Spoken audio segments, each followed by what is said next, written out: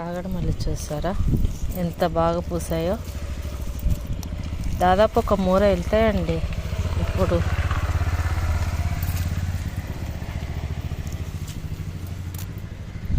దీనికి మనము సాయిల్ అయితే మంచి మిక్సింగ్ చేసుకోవాలండి. ఎప్పుడు తడిగా ఉంచుకోవాలండి. కింద మనం మట్టి మాత్రం నేల పచ్చిగా ఉండాలండి.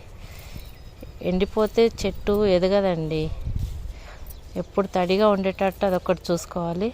అప్పుడప్పుడు కౌడం కానీ కోకోపీట్ కానీ గోటుది కానీ ఏదైనా సరే ఏదైనా ఒకటి మనం ఇస్తూ ఉండాలండి. దీనికి ఫర్టిలైజర్ లాగా కంపోస్ట్ ఇవ్వడం వల్ల ఏంటంటే చెట్టు బాగా ఎదుగుతుంది. మంచిగా పువ్వులు బాగా పూస్తాయండి. వారానికి ఒకసారి ఇస్తూ ఉండాలండి. ఏదైనా సరేనండి, ఏ ఫర్టిలైజర్ అయినా సరే వారానికి ఒక్కసారి ఇస్తే సరిపోతుందండి. చూడండి, ఈరోజు నేను ఇచ్చేది ఏంటంటే, మీకు మొన్న గంజి చూపించాను కదండి. ఈరోజు ఇచ్చేది ఏంటంటే అవిసె గింజలదండి. అవిసె గింజలు అది చూపిస్తానండి.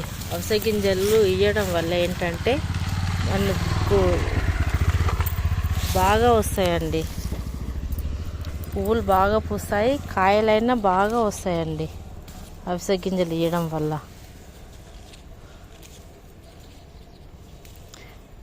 మీకు ఎలా ఇవ్వాలో ఎలా చేయాలో నేను మీకు చూపిస్తానండి. ఓకేనండి. చూడండి, నా వీడియో స్కిప్ చేయకుండా చూడండి, రెగ్యులర్గా వాచ్ చేయండి.